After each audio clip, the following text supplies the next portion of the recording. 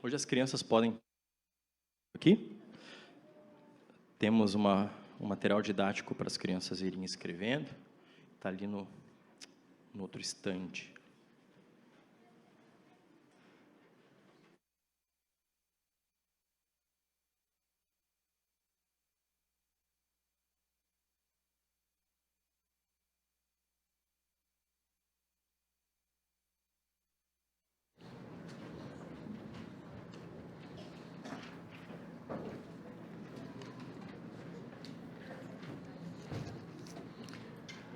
Amém.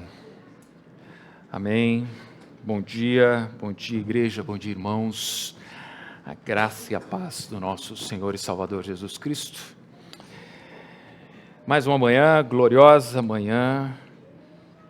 Primeiro culto que temos de 2025, como bem o pastor Michael lembrou. E isso sempre é importante que nós recordemos que esse momento aqui, essa manhã, ela é graça, misericórdia, favor de Deus sobre nossas vidas. Que nós podemos nos reunir como corpo, como igreja, como filhos de Deus, como amados do Senhor, como aqueles que também que podem nos visitar e querem ouvir a palavra do Senhor, santa e bendita palavra. Isso é graça de Deus e favor de Deus. Que nós nos alegremos nisso e que nós também demos a devida reverência e atenção para que possamos entregar, e esse é o nosso papel nessa manhã, entregar o verdadeiro culto ao Senhor, e por meio desse entregar nós possamos misericordiosamente receber dele graça pelo seu Espírito, através da sua palavra, revelação, algo que toca no profundo do nosso coração, que muda a nossa vida e que nos conforma ao Filho amado de Deus, Cristo Jesus. Amém? Então, vamos, como de costume, ler novamente o texto que será exposto nessa manhã. Oramos e fazemos a nossa exposição propriamente dita. Carta de Paulo aos Romanos, capítulo 10, verso de 12 ao 15, a palavra do Senhor diz assim: pois não há distinção entre judeu e grego, uma vez que o mesmo Senhor é o Senhor de todos, rico para com todos os que o invocam, porque todo aquele que invocar o nome do Senhor será salvo. Como, porém, invocarão aquele em quem não creram? E como crerão naquele de quem nada ouviram? E como ouvirão, se não há quem pregue? E como pregarão, se não forem enviados? Como está escrito, conformosos são os pés dos que anunciam coisas boas. Amém. Vamos orar. Senhor nosso Deus, nessa manhã, bendita manhã, gloriosa manhã, nesse dia do Senhor, nós estamos aqui, Senhor, reunidos solenemente para entregar a Ti perfeita adoração, corações elevados, sinceros, diante de Ti, totalmente expostos, Senhor, porque de Ti nada podemos esconder. E aqui queremos, Senhor, cumprir, Deus, amorosamente, esse dever solene. O Senhor nos ajude. Ajuda-nos, Senhor, nessa manhã. Ajuda esse coração, Senhor, tão inconstante, esse coração naturalmente, Senhor, rebelde, que Tu, Senhor, colocaste a Tua mão, iluminaste com a Tua luz, para que possamos, sim, agora, amar-te de todo o coração, glorificar o Teu nome aqui, nos ajuntarmos para fazermos, ó Deus, aquilo que Te agrada.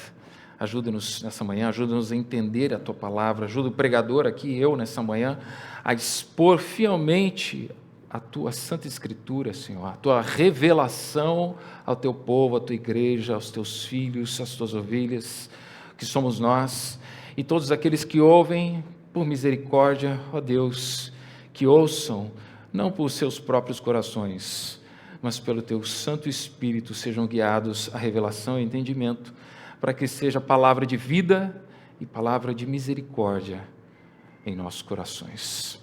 Assim nós oramos aqui, agradecidos, com fé, em nome e através do Teu Filho amado, Jesus Cristo. Amém. Amém.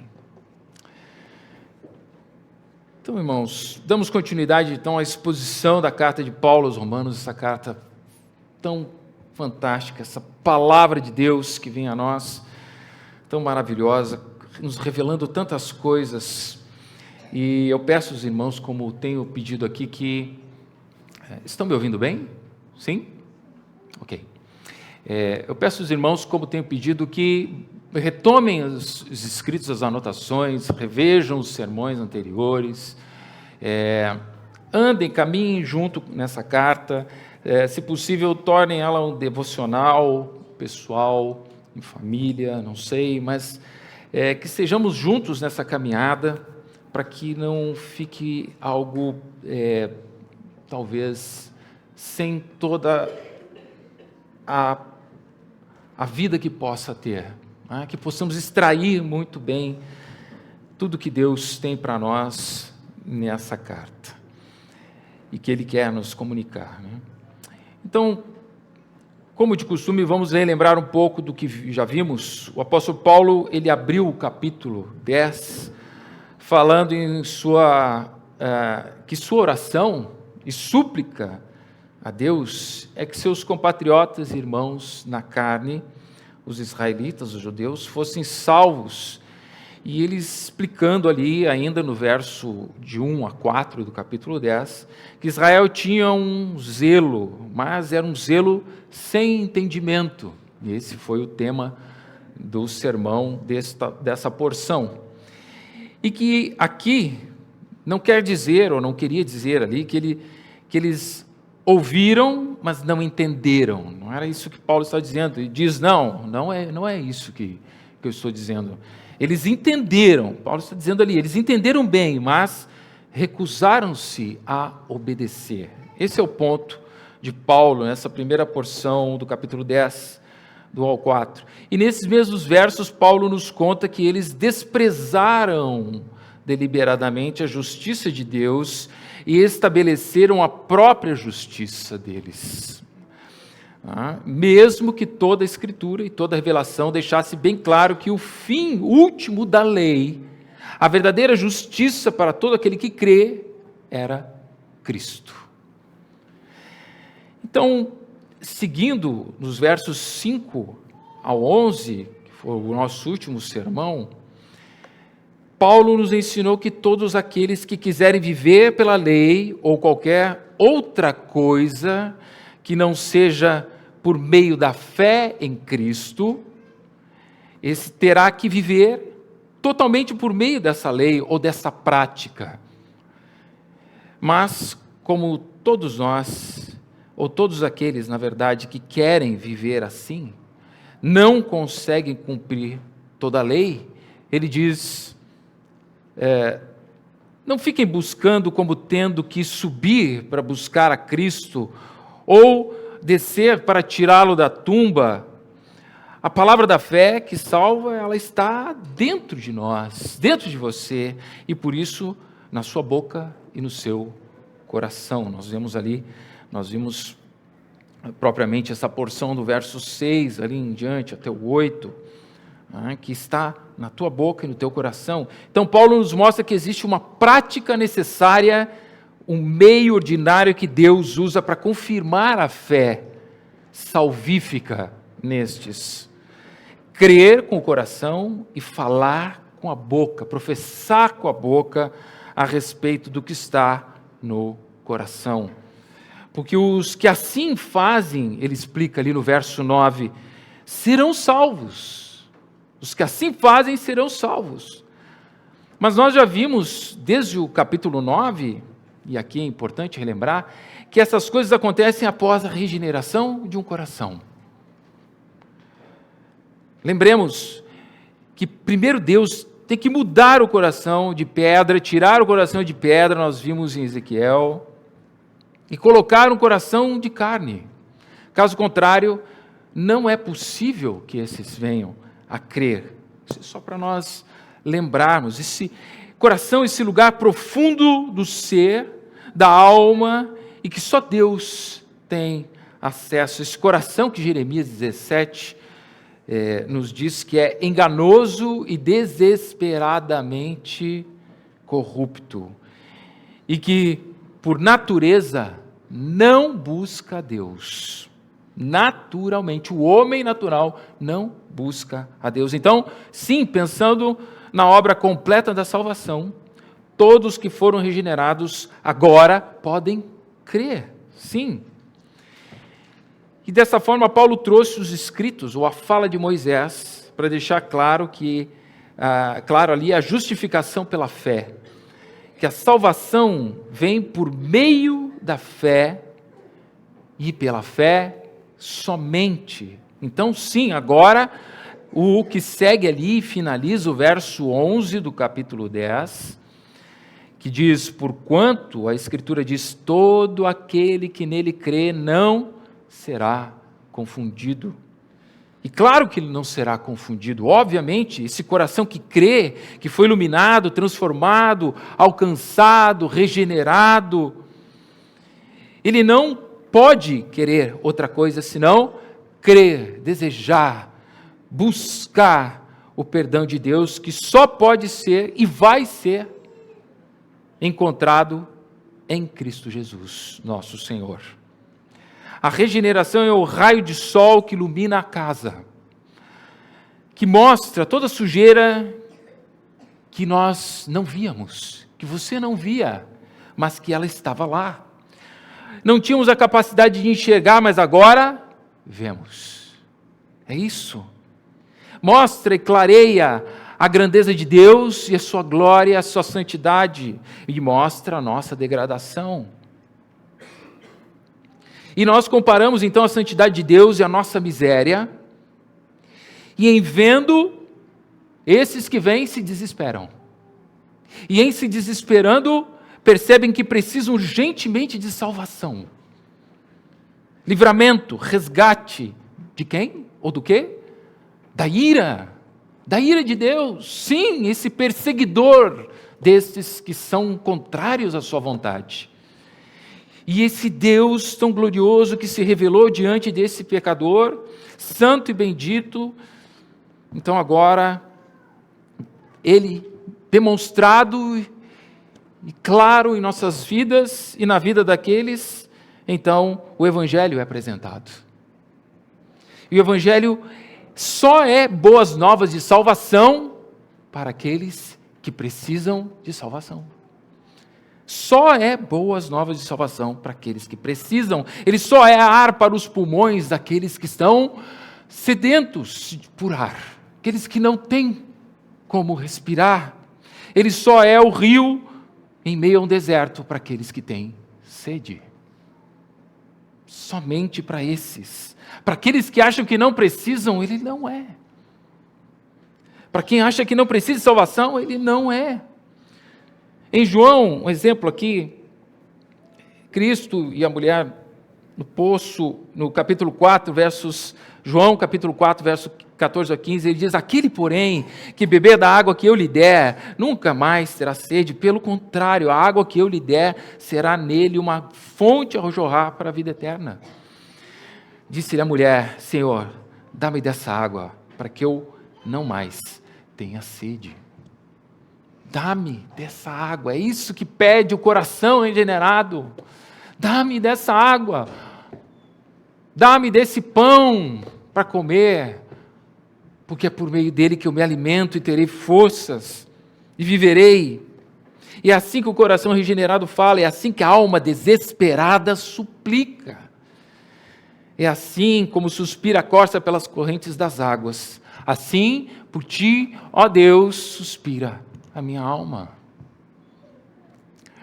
E é nesse momento que chegamos e avançamos o verso 12 em diante aqui do capítulo 10, mas ainda antes de seguirmos aqui, eu queria trazer um princípio importante, um princípio que devemos guardar para a vida cristã, e que nos dá, ou pode dar, verdadeira noção da glória da nossa grande salvação.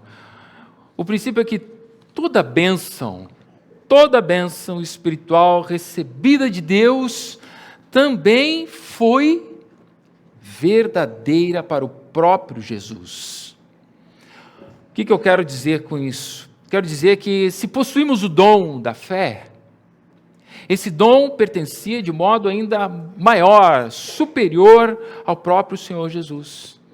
Ele é o autor e consumador da nossa fé. Hebreus 12:2 vai dizer: e viveu pela fé quando esteve na terra. Não a parte da fé. Ele viveu pela fé. Ele diz, Hebreus 2:13, ele diz: eu porei nele a minha confiança. Ele teve que confiar no Pai. Confiar no Pai.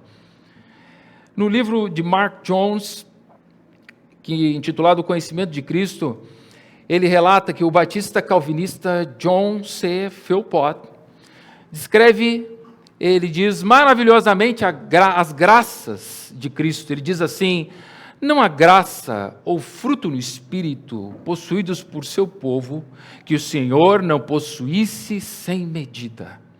A fé em toda a sua atuação, a esperança em toda a sua coragem, o amor em toda a sua fluência, a paciência em todo o seu apoio, a humildade em toda a sua submissão, a oração em toda a sua súplica, o louvor em toda a sua adoração, a obediência em toda a sua entrega, a santidade em todo o seu flamejamento e a adoração em todo o seu fervor. Todas essas graças e frutos do Espírito Santo podem ser vistas brilhando como raios de luz celestial na experiência pessoal do bendito Senhor. Então, ele teve que ter e viver para que então nós tenhamos e vivamos. E por isso aprendemos dele. Por isso temos que ser moldados à imagem do Filho. Fomos, como diz e vimos no capítulo 8, predestinados para sermos conformados à imagem do Filho amado. E se conseguimos ver Cristo como verdadeiro ser humano, como homem também, podemos enxergar que sua vida nessa terra foi a vida de um peregrino. Foi a vida de um peregrino nessa terra, um peregrino que andou pela fé e pela fé somente, não por aquilo que via, mas por fé. E ele confiou no Pai Celestial, ele confiou para que ele o restituísse a glória que tinha e também para recompensá-lo pela consumação de sua obra fiel que veio a realizar. Ele confiou no Pai, para que o Pai ressuscitasse ele no terceiro dia pelo Espírito Santo. Ele confiou no Pai para que o Pai orientasse a obra, que era o desejo do Pai, fosse então sabida pelo Filho. O Filho orava e o Filho buscava. Ele confiou no Pai para guiá-lo. Em todo esse caminho, Cristo é perfeito para nós. E nós devemos vê-lo e aprender dele. Amém. Então, ditas essas coisas, agora, olhamos para o verso 12, e o verso dá início, é o verso que dá início a essa porção, tão expositiva, e que o que Paulo faz aqui nesses versos, na verdade o 11, ele também entra, de uma certa forma, nós terminamos no 11, no último sermão, e ele vai ser aqui pensado, né? Mas do 12 ao 15, Paulo está dizendo que diante da rejeição dos judeus, nós não devemos, esses que leem, não devem pensar, novamente, ele traz esse ponto, que o plano de Deus falhou, porque Deus tem eleitos não somente entre os judeus. Nós sabemos disso, ele tem os seus eleitos, toda a Escritura vai nos falar, Paulo é um destes, mas também entre os gregos, e aqui ele está fazendo sinônimo, uma relação entre os gentios, que são a parte do povo de Israel, entre aqueles povos ou pagãos que nunca ouviram o Evangelho. Por isso é preciso levar então o Evangelho a essas pessoas. Nesse ponto da carta, então, Paulo volta ao propósito que o levou a escrever a carta, que é mover, é direcionar, é sacudir, é agitar os corações da igreja de Roma para se envolver nesse projeto missionário de levar o evangelho aos gentios. Então ele queria que a igreja de Roma fosse uma base para que ele pregasse, fosse a pregação mais ao norte da Europa. E no verso 12 ele diz assim: pois não há distinção entre judeu e grego, uma vez que o mesmo é o Senhor de todos, rico para com todos os que o invocam. Então, olhando para o processo de salvação, que é isso que Paulo está fazendo, né? Ele vem falando desse processo de salvação, falando da fé, né? Fé somente,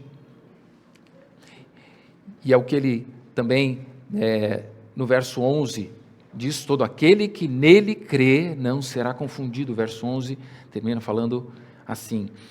Dessa forma, então, ele vai afirmar que nessa questão da salvação, Deus não faz distinção daqueles que têm fé, se são judeus, são gregos, gentios. Quem crê, como lembramos então, como do Filipe disse ao eunuco, se crere de todo o coração, pode. Aqui ele estava orientando, naquele trecho, ele estava orientando o eunuco a ser batizado, ao batismo, mas ele estava dizendo que a fé, a verdadeira fé e a circuncisão do coração eram os requisitos para que ele fizesse o ato externo e público da união com Cristo. E aqui, abrindo um parênteses, é isso que o batismo representa.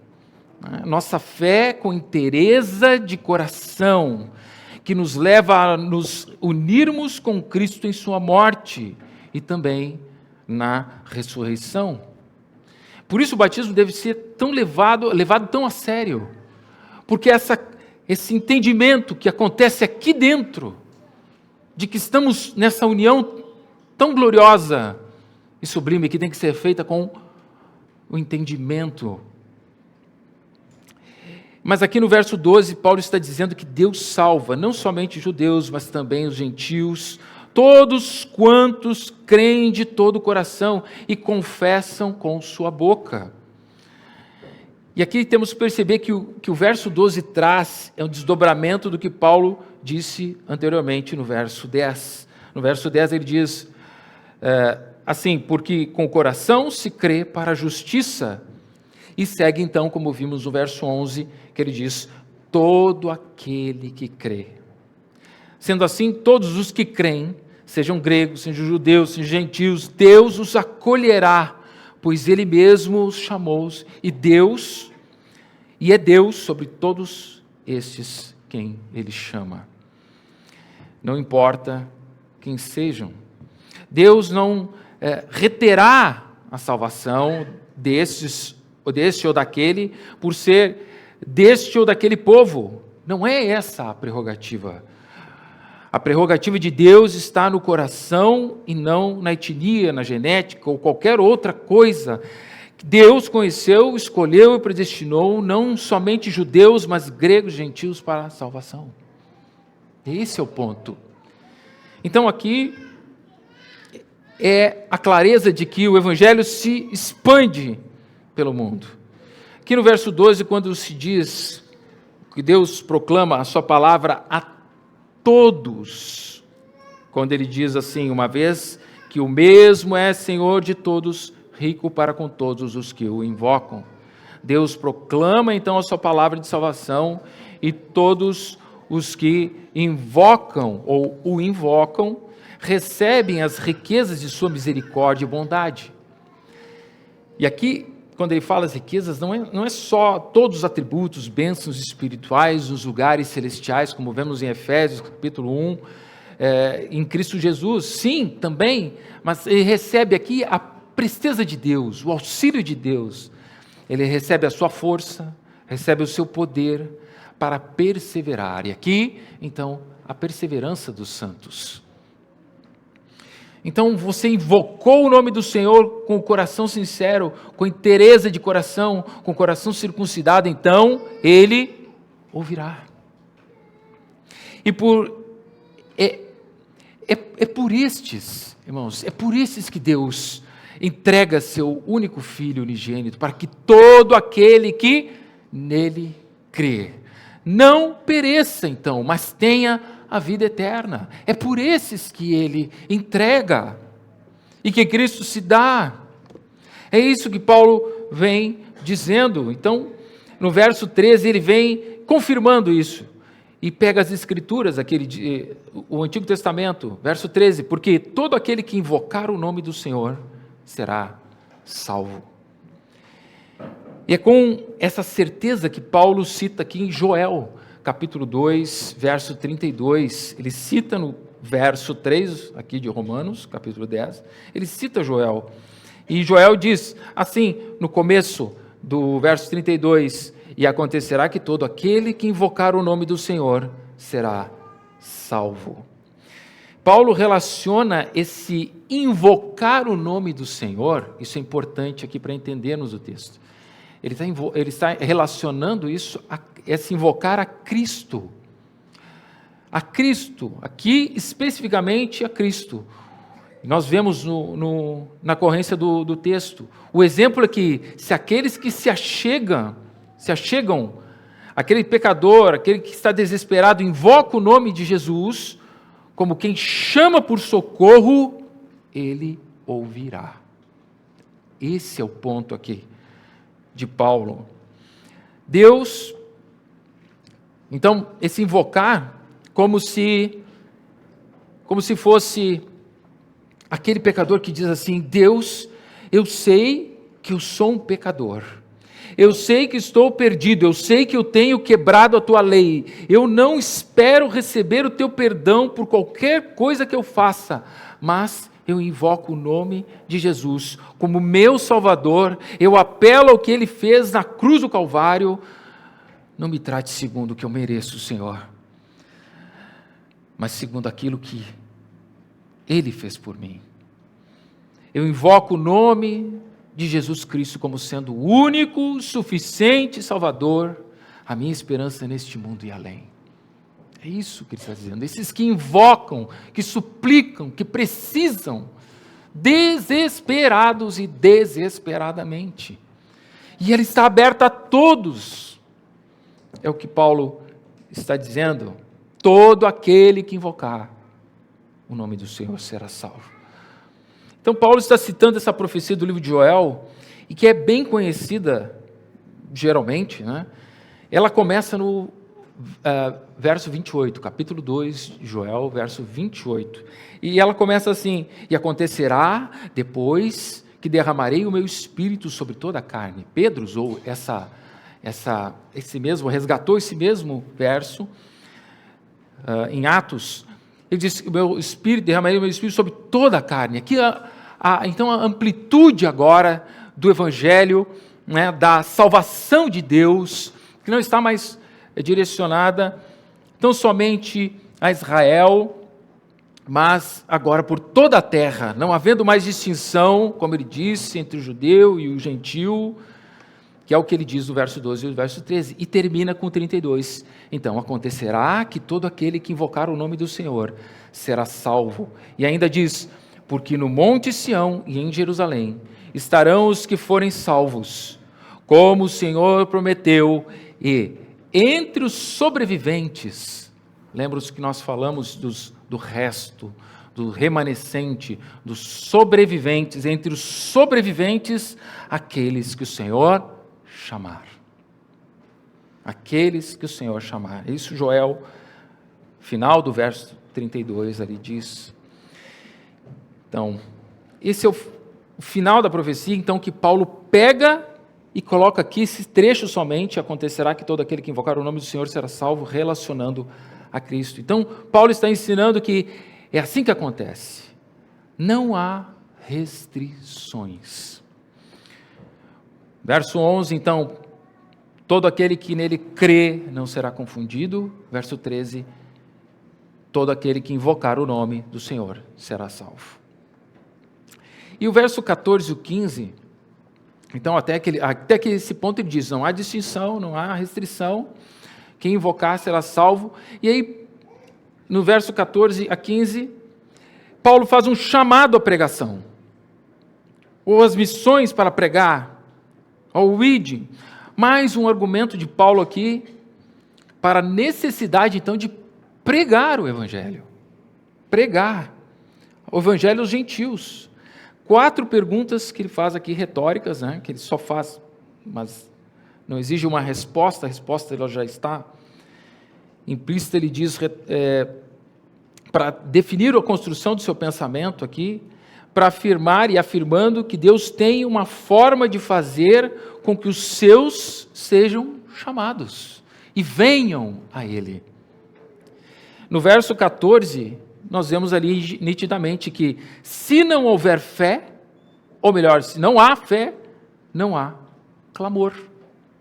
Como, porém, invocarão aquele em quem não creram? É isso que o verso está sendo muito claro. Não há invocação do nome do Senhor para a salvação. E aqui, de novo, no caso, a invocação do Filho de Deus. Deve haver uma disposição, então, sincera, anterior, ou seja, que antecede o clamor àquele que nos pode redimir e salvar. O ponto central aqui é que a relação salvífica com Cristo não é algo que pode acontecer sem qualquer circunstância. Não.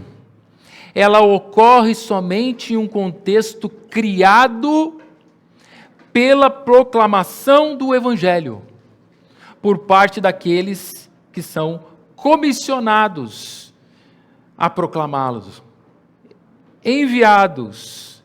Então, essa cadeia de eventos que vão desde o início, ou do envio, do missionário, à conversão dos gentios, a sequência que Paulo está ensinando é que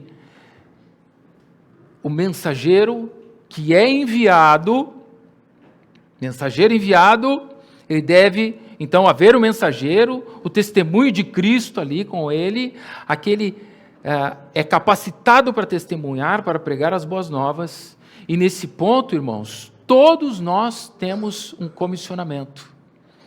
Todos nós temos um comissionamento para pregar. Existem aqueles que têm o dom específico para isso, mas isso não anula nosso dever, por ordem de Cristo, de pregar a palavra por todo o mundo e a todos. Então, ao envio, ao mensageiro, à proclamação, o mensageiro leva a palavra, proclama a palavra, porque a fé vem pelo quê? Verso 17 do capítulo 10, nós ainda não chegamos lá no próximo sermão, diz assim, verso 17 do capítulo 10, e assim a fé vem pela pregação, e a pregação pela palavra de Cristo. É isso. E então esses proclamam a palavra de Cristo, e os que ouvem, ele fala, é necessário que estes ouçam. Então a palavra é ouvida, e em sequência ele fala da fé, do crer. A fé é gerada no coração. A fé é gerada no coração que Deus regenerou. Todos ouvem. A palavra é pregada a todos. Aqueles que aceitam, que foram regenerados, então, venham ao Senhor. E os demais? Os demais, a palavra os condena por causa da sua rejeição. Eles ouvem e não a aceitam. Então estão por si próprios condenados. Eles no seu coração não aceitam a palavra. Mas aqueles que aceitam a palavra, creem, que é o princípio que nós vimos ali. Como invocarão? Aquele em quem não creram. Então, crendo, invocam. Aqueles que ouviram a mensagem do mensageiro, que creram na mensagem do mensageiro, invocarão o Cristo da mensagem, suplicarão pela salvação que foi feita na cruz do Calvário pelo Cristo da mensagem. Suplicarão então, invocarão o nome dele. E essa invocação não pode ser vazia, não pode ser, como falamos, da boca para fora, deve ser algo que já se estabeleceu, já criou morada e lugar, seguro nas profundezas daquele lugar em que somente o Senhor pode alcançar, nas profundezas do coração.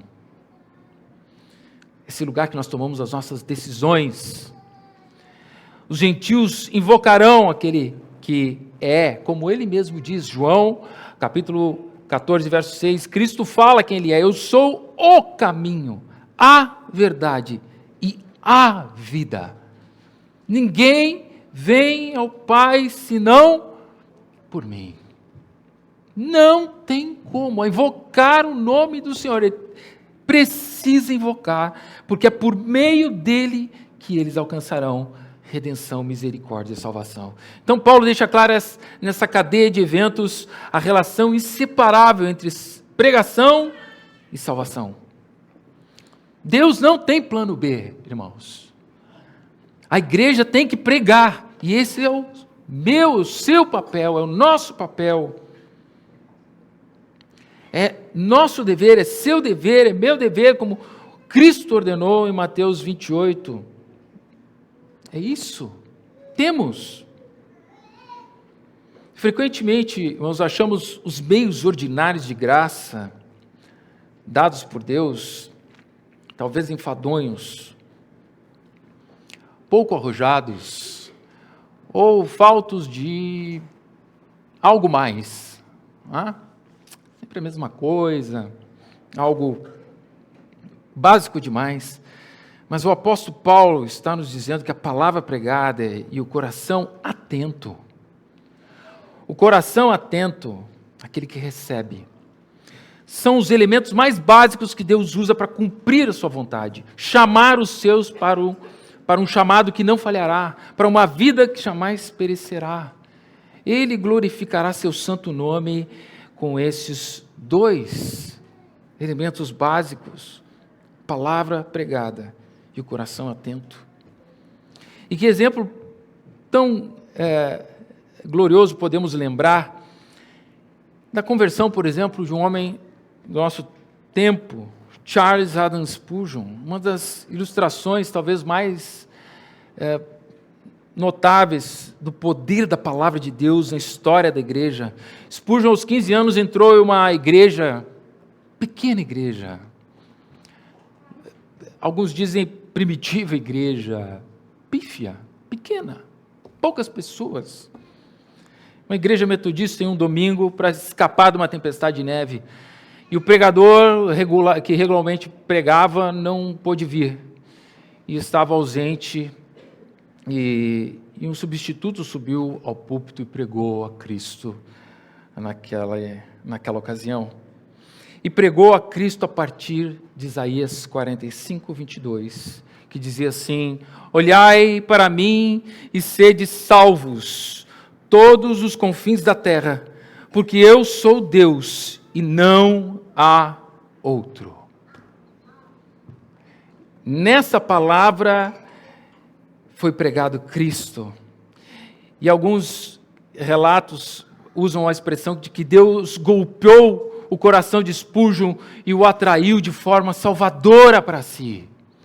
Salvadora. Spurgeon disse que foi ali que ele encontrou o Salvador e se rendeu aos pés da cruz. E não pense que Spurgeon não lia a Bíblia. Ele já lia. Foi ali que Cristo o tomou. O impacto, então, de Spurgeon no reino de Deus, nós sabemos muito bem, mas tudo começou com a simples proclamação das Escrituras, da palavra que prega o Cristo ressurreto, da leitura das Escrituras. Então, se a palavra foi proclamada, se a palavra foi pregada, se a palavra foi lançada aos corações, ela tem poder para mudar a história, irmãos, a minha, a sua, a história do mundo. Ela tem poder. Então, por fim, ao ouvirmos a palavra santa de Deus, e ouvirmos quando essa mensagem, essa palavra suavemente repousa na terra fértil, no chão dessa terra fértil, de um atento coração, então nós somos tocados pela eternidade. Absorvemos aquilo que deve nos absorver. Somos tomados por aquilo que deve nos tomar. Cristo viverá em nós e em todos quantos invocarem o nome do Filho de Deus serão salvos. Verão o amanhecer, verão a luz que ilumina o mundo, verão aquele que sempre estava nos vendo, serão conhecidos por aquele que nos conhece desde a fundação, de antes da fundação do mundo, e que nos amou até o fim. Então Paulo termina a sua argumentação nessa porção, não com uma pergunta, mais uma pergunta retórica, mas com uma declaração. Final do verso 15 ele diz: quão formosos são os pés dos que anunciam coisas boas. Mais uma vez, habilidoso com as escrituras como Paulo é, ele vasculha a palavra e cita a profecia aqui de novo de Isaías 52, verso 7, que diz: que formosos são sobre os montes os pés do que anuncia as boas novas, que faz ouvir a paz, que anuncia coisas boas, que faz ouvir a salvação, que diz a Sião: o teu Deus reina. Em Isaías 52, do verso 1 ao 7, até chegar nesse verso, a nação de Israel estava em cativeiro, e ficaria por muito tempo ainda. Mas Deus manda agora os profetas proclamarem e anunciarem a boa nova, de que Deus restauraria Sião, que Deus traria de volta o seu povo. Que palavra para aqueles que estão sendo oprimidos, que foram levados como cativos, que foram destruídos, que estão longe, que sofreram tudo que nós conhecemos que sofreu o povo. Então, que maravilhosa, que boa notícia, quão formosos os pés daqueles que correm para anunciar a Sião a sua redenção, que o livramento estava vindo e ele viria.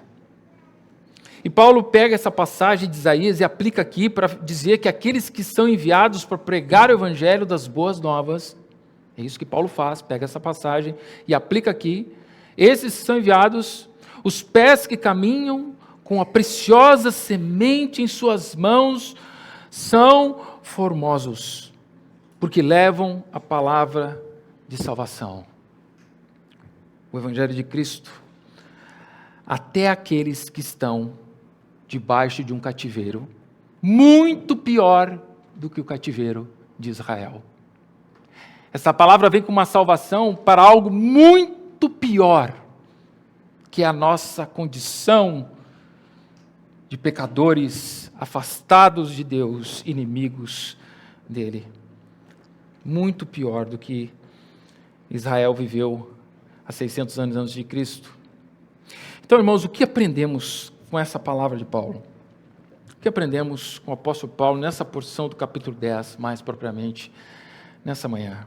Aprendemos que Deus não faz acepção de pessoas no que se refere ao meio de salvação. Qual é o meio? Pela fé.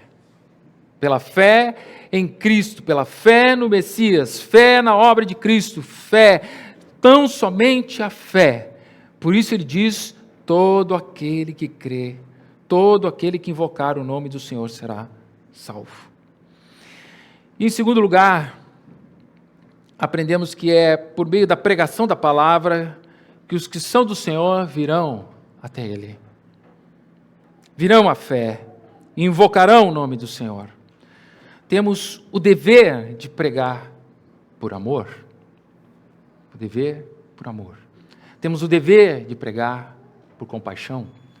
E temos o dever de pregar porque é uma ordem.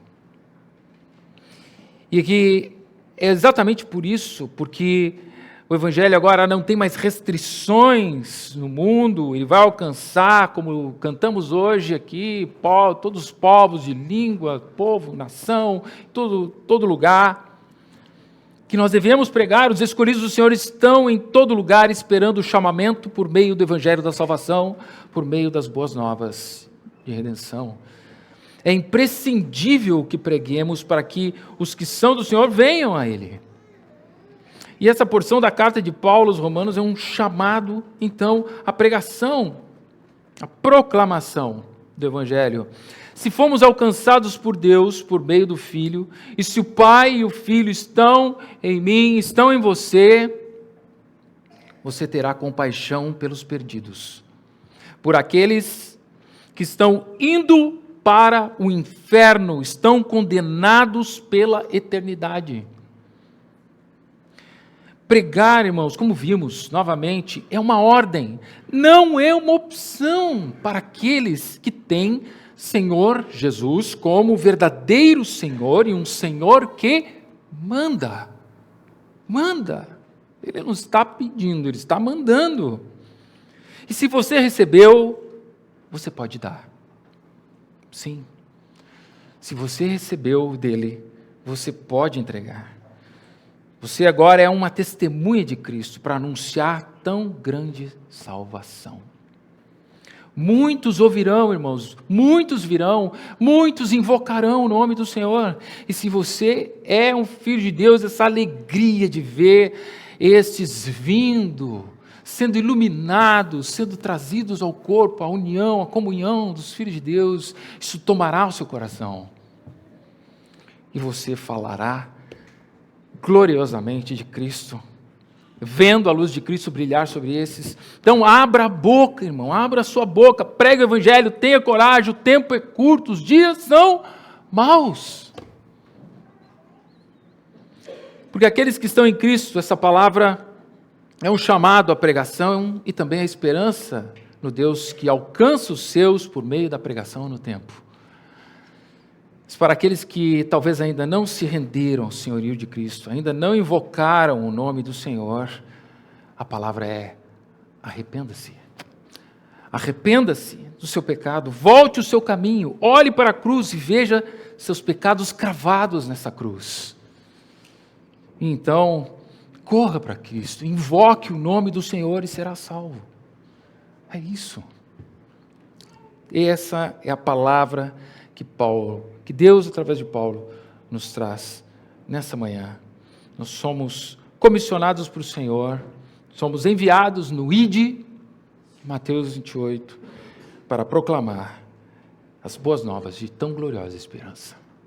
Amém? Vamos orar.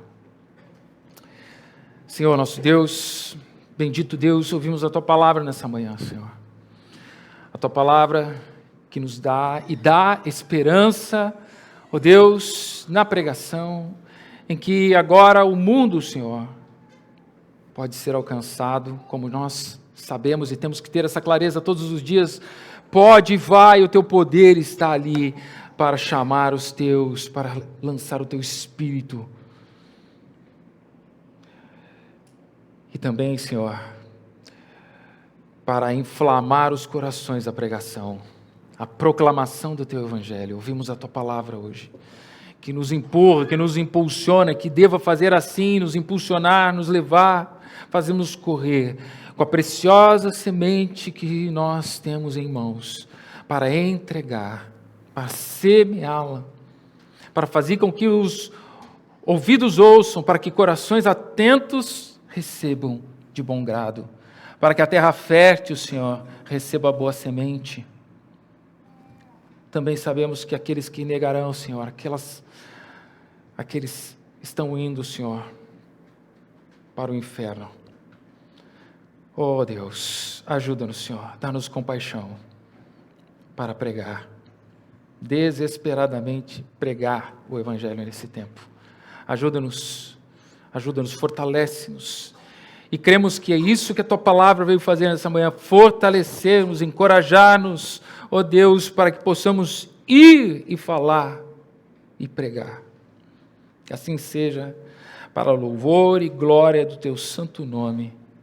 Em nome e através do nome santo de Jesus Cristo, teu Filho amado, oramos aqui. Amém.